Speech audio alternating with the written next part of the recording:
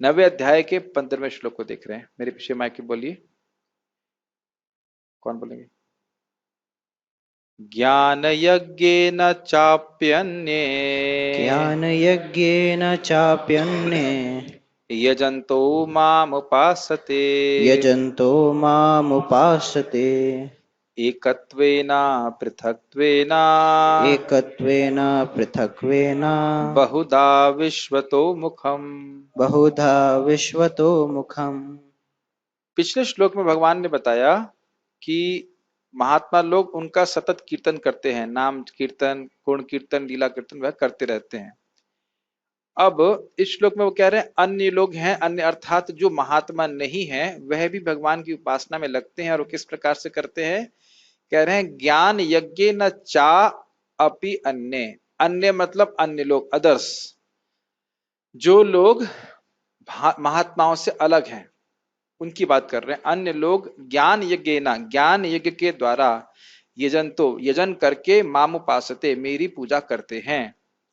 किस प्रकार से करते हैं? इसमें भी 3 विभाग हो गए, एकत्वेना, पृथक्त्वेना, बहुधा विश्वतो मुखम। तो यहाँ पे बलदेव विद्याभूषण जी की टीका थोड़ी अलग है और शिला विश्वनाथ चक्रवर्ती ठाकुर जी की टीका अलग है। प्रभुपाद जी ने चक्रवर्ती पाद की टीका को लिया है, तो हम दोनों टीका को पढ़ेंगे। जो बलदेव विद्याभूषण जी की टीका है उसके अनुसार एक भगवान है जो यहाँ पे पृथक रूप में, पृथक पृथक रूपों में है, अलग अलग रूपों में है और उनकी पूजा से होती है। और चक्रवर्ती पाद कह रहे हैं कि कुछ लोग इस प्रकार से सोचते हैं कि मैं और भगवान एक ही है, इस प्रकार से अपनी पूजा करते हैं। तो दोनों ही अर्थ हम ले लेंगे, प्रभुपाद जी की टीका पढ़ करके और गीता भूषण पढ़ के, तो समझ में आ जाएगा। थोड़ा कठिन होगा क्योंकि हम लोग इस प्रकार की उपासना करते नहीं है, लेकिन फिर भी ये लोग महात्मा नहीं है ये समझाने के लिए भगवान श्लोक बोल रहे हैं। जो महात्मा लोग हैं वह तो हमेशा भगवान के कीर्तन करते हैं, और कुछ लोग जो अन्य तरह से उपासना कर रहे हैं वह महात्मा नहीं है, उनको हम महात्मा ना समझें, यह समझाने के लिए, समझने के लिए भी यह श्लोक बोला गया है। हर कोई महात्मा नहीं है, हर प्रकार का यजन भगवान का हर प्रकार का यजन व्यक्ति को महात्मा नहीं बनाता। जो सीधा भजन है, डायरेक्ट भक्ति है, वही महात्मा बनाती है। कुछ लोग अन्य हैं जो भगवान की उपासना कर रहे हैं, तो उस दृष्टि से वह भी ठीक ही है। ओके, पढ़ते हैं। अन्य लोग जो ज्ञान के अनुशीलन द्वारा यज्ञ में लगे रहते हैं, एक भक्तों से निवेदन की कृपया सब लोग अब थोड़ा समय की पाबंदी बनाए रखिए। 6 बजे का समय कोई ऐसा नहीं है कि हमें मतलब मंगल आरती के लिए उठना होता है कि हम लेट होते हैं आधे घंटा रोज, है कि नहीं? आप लोग उम्र 5 साल कौमार आचरित प्राज्ञा हो गया है ना 5 साल से अधिक उम्र हो गई है, तो थोड़ा सा प्रयास करें कि समय से आ जाए। नहीं तो फिर अब इसे हम लोग कुछ बोलना शुरू करते हैं तो समझ में नहीं आएगा कि बोल क्या रहे हैं, लिंक क्या है। थोड़ा समय से आने का प्रयास कीजिए। अन्य लोग जो ज्ञान के अनुशीलन द्वारा यज्ञ में लगे रहते हैं, वे भगवान की पूजा उनके अद्वैय रूप में, विविध रूपों में तथा विश्व रूप में करते हैं। मुझे पता है अनुवाद समझ में नहीं आया, लेकिन उसको हम टीका से पढ़ेंगे तो समझ में आएगा। गीता भूषण टीका अनुवाद से समझ में नहीं आया किस तरह से हम पूजा करते नहीं है। जैसे बोलते महात्मा लोग मेरे हरे कृष्ण कीर्तन की, हरे कृष्ण महामंत्र का जप करते हैं, तो उसमें कोई टीका की आवश्यकता नहीं, समझ में आता है क्योंकि हम लोग इस प्रकार से पूजा करते हैं। लेकिन अभी लोग जो महात्माओं से अलग हैं वो क्या करते हैं जरा देखना पड़ेगा। अपने महात्मा भक्तों के विषय में कहकर जिनमें कीर्तन आदि अंगों से युक्त शुद्ध भक्ति की प्राधान्यता होती है और जो भगवान के शुद्ध स्वरूप में स्थिर होते हैं, भगवान अब अन्य भक्तों के विषय में कहते हैं जिनमें ज्ञान की प्राधान्यता होती है और कीर्तन आदि भक्ति के अंग गौण होते हैं। समझ में आई बात? भगवान के भक्त भगवान के नाम रूप गुण लीला के कीर्तन में ही संलग्न रहते हैं, उसी से उनको भगवत ज्ञान भी प्राप्त हो जाता है। जैसे अभी हम लोग कीर्तन कर रहे हैं भगवान की वाणी का, भगवान के उपदेश का, तो ये भक्ति है। लेकिन कुछ लोग ऐसे हैं जो मुख्यतः ज्ञान का मतलब कह सकते हैं ज्ञान का अनुष्ठान करते हैं, ज्ञान का अनुशीलन करते हैं, अभ्यास करते हैं, और सेकेंडरी रूप से थोड़ी थोड़ी भक्ति करते हैं। ये है, तो उन लोगों का वर्णन यहाँ पे हो रहा है। मेरे शुद्ध भक्तों के अलावा जिनका वर्णन पिछले श्लोक में हुआ अर्थात श्लोक क्रमांक 14 में हुआ, कुछ अन्य हैं जो ज्ञान यज्ञ के द्वारा मेरी उपासना करते हैं और साथ ही वह कीर्तन आदि अंगों का भी अनुशीलन करते हैं जिनका वर्णन अभी हुआ था। तो आप देख सकते हो इसका अर्थ यह है कि ये लोग शुद्ध भक्त नहीं है, इनका साधना केवल भक्ति नहीं है, ये मुख्य इनकी साधना ज्ञान है और इसके संग थोड़ा थोड़ा वह भक्ति का मिश्रण कर देते हैं। ये कह सकते हैं भक्ति मिश्रित ज्ञान, ज्ञान मुख्य है और उसमें थोड़ा थोड़ा भक्ति भी जोड़ देते हैं। भगवान अब उस उपासना पद्धति का वर्णन करते हैं। वे मुझ एक की ही उपासना करते हैं जो परंतु जो विभिन्न भौतिक स्वरूपों में स्थित है, यथा प्रधान, महतत्व और अन्य तत्व अर्थात पृथक्त्वेना, और जो इंद्र आदि देवताओं के रूप में अवस्थित है विश्वतो मुखम, और वह ऐसा बहुत विधियों से करते हैं। समझिए इसका अर्थ कि भगवान तो एक हैं, लेकिन वह सोचते हैं कि भाई भगवान की शक्ति भगवान से भिन्न है, तो भगवान की शक्तियों की उपासना करते हैं, भगवान की विभूतियों की उपासना करते हैं। और आपने सुना था ना, विश्व रूप में सारे देवता इत्यादि स्थित रहते हैं, तो विभिन्न देवताओं की उपासना करते हैं और उससे उनकी बहुत सारी विधियां होती है करने की, ये बोला जा रहा है। तो एकत्वेना मतलब एक कृष्ण को मानते हैं परब्रह्म, और पृथक्त्वेना मतलब भगवान की विभूति अलग अलग जगह व्याप्त है। उसको आप अगले श्लोक में देखोगे कि अहम कर्ता, अहम कर्तु, अहम यज्ञ, अहम ऋग, ऐसे सब बोलेंगे भगवान। उस तरह से वो पूजा करते हैं, या फिर विभिन्न देवताओं की पूजा करते हैं। अब इसलिए समझ में नहीं आ रहा ज्यादा, क्योंकि हम लोग वैसे नहीं करते हैं, तो डिटेल समझ में नहीं आ रहा, लेकिन जितना बताया गया ठीक है, हम उतना समझने का प्रयास करना चाहिए। निष्कर्ष यह है कि भगवान कृष्ण सूक्ष्म चिद और अचिद शक्तियों से युक्त हैं। वे सत्य संकल्प हैं और वे इच्छा करते हैं कि मैं बहुत हो जाऊं। तो इस कारण यद्यपि वे अपनी शक्तियों के साथ एक रूप में ही विद्यमान रहते हैं, परंतु भौतिक प्रकृति में वे इस ब्रह्मांड में विभिन्न रूपों में, ब्रह्मा से लेकर अचर वस्तुओं तक में विद्यमान रहते हैं। तो इस प्रकार के भक्त भगवान की उपासना कीर्तन आदि और अन्य प्रक्रियाओं से करते हैं, ताकि वे भगवान के इस रूप का अनुभव कर सकें। अब समझ में आ रहा है, भगवान के इस जगत में अपनी शक्तियों के द्वारा व्याप्त हैं। तो ये लोग जो कुछ भी भक्ति कर भी रहे हैं, न्यूनतम जितनी भी कर रहे हैं, उसका उद्देश्य होता है कि भगवान को के विश्व रूप का अनुभव कर सकें, या फिर भगवान की विभूतियों का अनुभव कर सकें। लेकिन भगवान के स्वरूप का, भगवान के, आपको याद होगा पिछले श्लोक में बताया गया था कि भगवान वासुदेव की पूजा करते हैं भक्त लोग, उनके धाम जाना चाहते हैं, उनके पार्षद बनना चाहते हैं। उस प्रकार की इच्छा इन लोगों की नहीं होती, इसलिए इनको महात्माओं से अलग रखा गया। भगवान के विश्व रूप की उपासना करते हैं। इसको आप यहाँ पे देखना, दूसरे स्कंद में जहां बताया गया कि जो भगवान के चिन्मय स्वरूप में अपने चित्त को नहीं लगा सकते, उनके लिए बताया गया कि वह भगवान के विश्व रूप में अपने चित्त को लगाएं। जो इस जगत जगत को ही भगवान मान लेते हैं, जबकि भगवान का स्वरूप चिन्मय है, लेकिन क्योंकि वह भगवान के आध्यात्मिक स्वरूप पे मन नहीं लगा सकते हैं, इस कारण से उनको बोला जाता है कि आप देखो भाई, ये जो नीचे के लोक हैं, ये भगवान के चरण हैं। इस तरह से वो ध्यान कर पाते हैं। तो इस प्रकार से विश्व रूप का ध्यान करते हैं और उसका वो अनुभव प्राप्त करना चाहते हैं। तो वो लोग महात्मा नहीं कहे जा रहे हैं, लेकिन फिर भी इनडायरेक्टली वो भगवान का भजन कर रहे हैं। कुछ कुछ समझ में आ रहा होगा। ज्यादा समझ में इसलिए नहीं आता है क्योंकि हम लोग साधना में है नहीं, उस तरह के ध्यान हम लोग करते नहीं है। लेकिन ये जरूर समझ लेना चाहिए कि इस प्रकार के लोग शुद्ध भक्तों से नीचे ही हैं। ठीक है, तात्पर्य पढ़िए। अब तात्पर्य को देखना होगा। तात्पर्य में प्रभुपाद जी चक्रवर्ती पाद की टीका को लिए हैं। यस प्रभु। एक दिक्कत ये भी है कि इसमें कोई अब तक सेल भी नहीं डाल रहा है क्या? चलिए ठीक है, शब्दों को वापस ले लेता हूँ। हाँ प्रभु जी, वो कह रहे हैं कि कीर्तन करते हैं एंड में, इसमें बता रहे कीर्तन करते हैं, मतलब किसका? गुणगान करते हैं भगवान। यही तो कठिन हो रहा है समझना कि मतलब भगवान की विभूतियों का, कुछ विश्व रूप का। जैसे कि कुछ लोग ये कुछ लोगों को जैसे ये गीता का 11वां अध्याय बहुत अच्छा लगता है क्योंकि विश्व रूप का वर्णन है इसमें, या पुरुष सूक्त का वर्णन करते हैं जिसमें भगवान के 1000 मुख हैं, 1000 ये। आपको याद होगा कि पिछली बार हमने कल क्या चर्चा किया था कि जो भगवान के शुद्ध भक्त हैं, वह भगवान के हजारों बाहों वाले स्वरूप की सम्मान तो करते हैं, लेकिन उनका मन किसमें लगता है? जो द्विभुज रूप है कृष्ण में, उसमें उनका मन लगता है। ऐसा नहीं कह रहे हैं भगवान के शुद्ध भक्त के विश्व रूप है नहीं, लेकिन विश्व रूप में आसक्त नहीं है वो। तो अब जिस विश्व रूप की आराधना करना चाहते हैं उसी कीर्तन करते होंगे, यही कहा जा सकता है। देखिए, इसलिए हम डिटेल में नहीं बता सकते क्योंकि हम उस साधना को करते नहीं है। भगवान भी ज्यादा नहीं बोल रहे इसके बारे में, तो बस यही बोल रहे कि लोग महात्मा है नहीं। जो भगवान के वासुदेव रूप या भगवान के विष्णु स्वरूप के प्रति आकृष्ट नहीं है, महात्मा नहीं है। फिर भी वो भगवान की उपासना एक तरीके से कर रहे हैं, इसलिए भगवान यहाँ बता रहे हैं। प्रभु जी, ऐसे लोग ही प्रभु जी सुखदेव गोस्वामी के सामने आए थे जिसके लिए उन्होंने द्वितीय स्कंद में इस तरह लोगों को हाँ, दूसरे स्कंद में बताया गया इस तरह के लोगों का, ताकि वह क्रमक विकास कर सकें। विश्व रूप का ध्यान के बारे में बताया गया है ताकि लोग अपनी चेतना को शुद्ध करें धीरे धीरे, फिर आगे जाके भगवान के सच्चिदानंद स्वरूप को मतलब ग्रहण करने की शक्ति आएगी धीरे धीरे करके। हर कोई व्यक्ति भगवान के शुद्ध स्वरूप को उपासना नहीं कर सकता, वो शुद्ध चेतना वाला नहीं होता।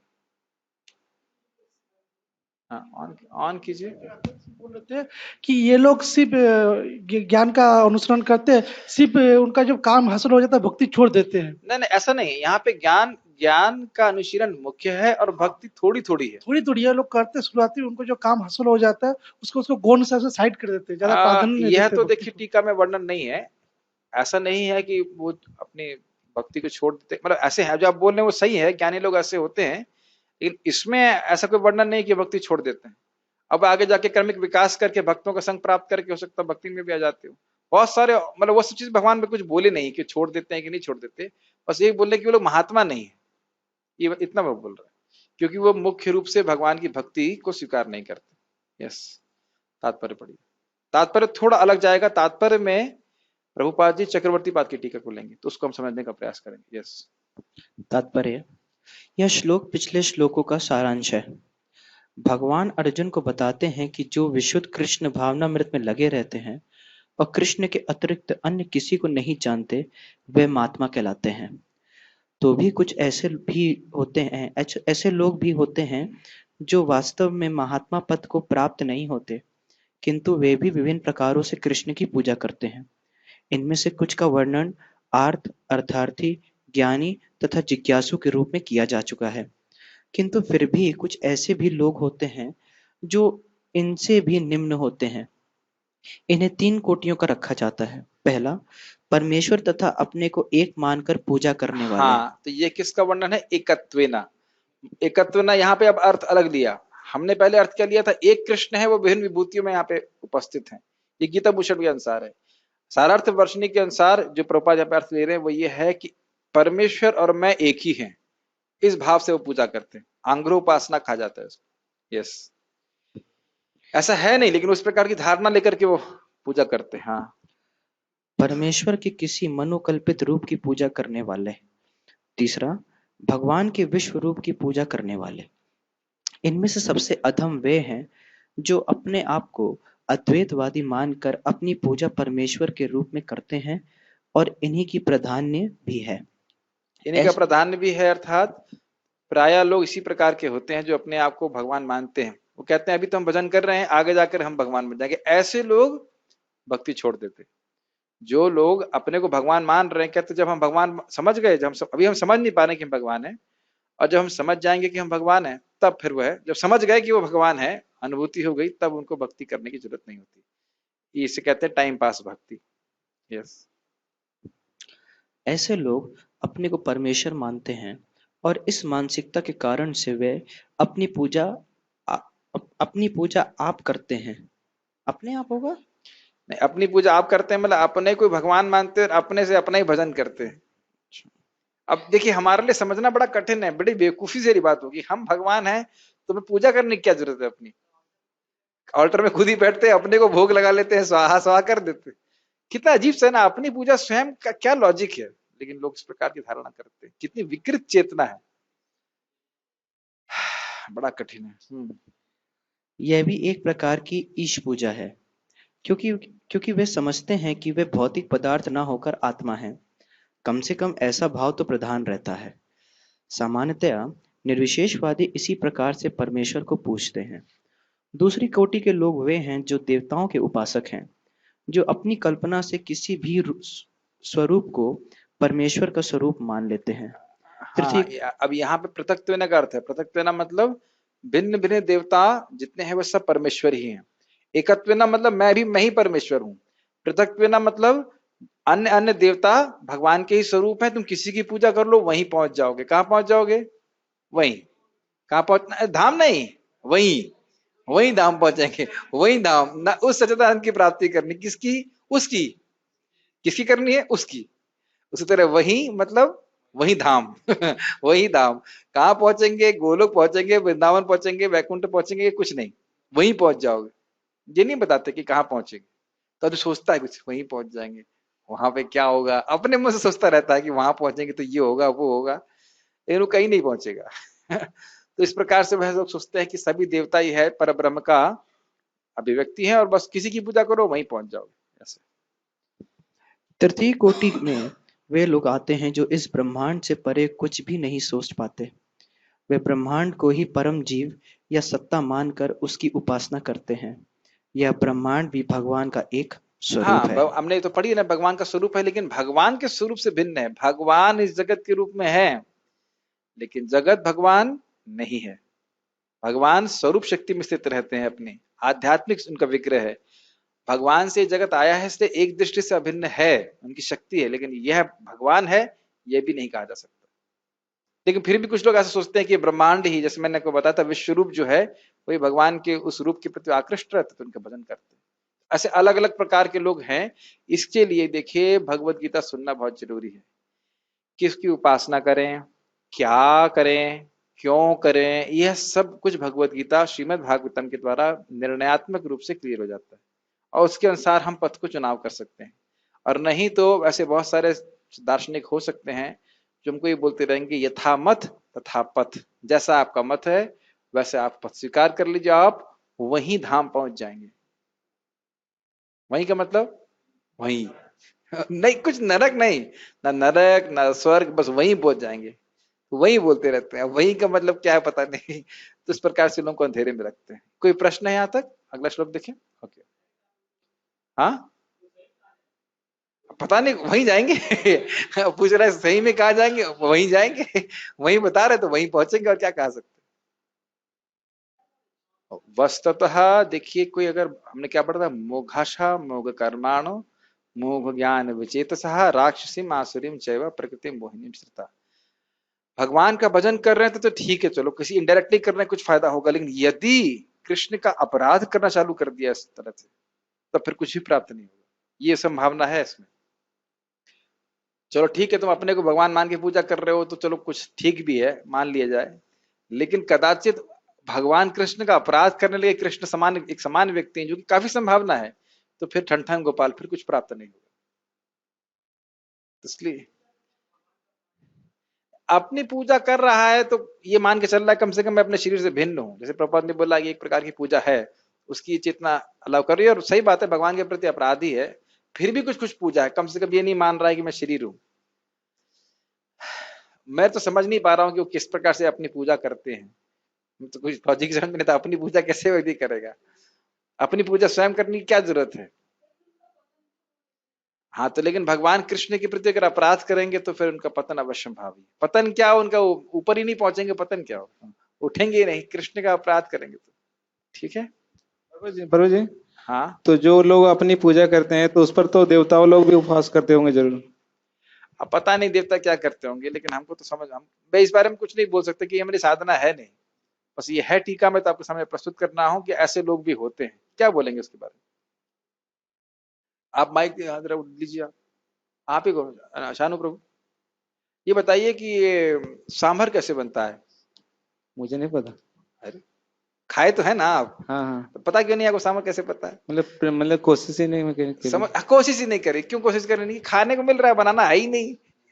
उसी प्रकार से हमको अपनी उपासना थोड़ा करनी है, तो उस पर क्या रिसर्च करना? आप मेरी बात समझ रहे हैं भैया? जैसे आप जानते हो कि सांभर एक चीज है, इडली एक चीज है, वो सब हो सकता है, लेकिन अब जो उपासना करनी ही नहीं है तो उसमें क्या बोला जा सकता है? इसीलिए मैं इसमें कुछ ज्यादा बोल नहीं सकता। बस ये समझ लेते कि यह लोग महात्मा नहीं है। जो भगवान की सीधी उपासना करते हैं वो महात्मा, वह महात्मा बनने का हमारा प्रयोजन है, उसके ऊपर हम रिसर्च करेंगे। अब भगवान ने यहाँ बोला है तो इसलिए हम इसकी चर्चा कर रहे हैं। ये समझते हो कि यह लोग उपास्य नहीं है, सॉरी, ये लोग अच्छे उपासक नहीं है, और ऐसे लोग अगर आपको देखें तो दूर से सम्मान कीजिए, लेकिन इनका संग ना करें। ठीक है, क्या अच्छा है ये भी जानना चाहिए, और क्या हीन है ये भी जानना जरूरी है। ठीक है, कभी कभी हम लोग समझ नहीं पाते हैं कि कितना बड़ा कृपा हम लोगों पर है कि हमें शुद्ध भक्ति के पथ पे कम से कम हम आए तो हैं, और ऐसा नहीं समझ पाने के कारण ही लोग भक्ति छोड़ देते हैं। ठीक है, कोई और प्रश्न यहाँ तक? Yes bro. मन में मृत्यु के समय आता क्या होगा? जैसे मुझे वहीं पहुंचते होंगे। मैं क्या उत्तर दूं, बताइए, क्या उत्तर दिया जा सकता है? कहना बड़ा मुश्किल है। क्या क्या ध्यान करते हैं? अब वो सन्यासी जो थे कुंभेला में, वो बार बार चीख रहे हैं हमें उस सच्चिदानंद की प्राप्ति करनी है। अब यही बता ही नहीं रहे कौन से सच्चिदानंद की प्राप्ति करनी, जो उनको खुद ही को पता नहीं है, तो वो फिर क्या बताएंगे? अब बोला आप वहीं जाओगे, मेरा मैं से भजन बता रहा हूं करने के लिए, वैसे कीजिएगा, वहीं पहुंच जाएंगे।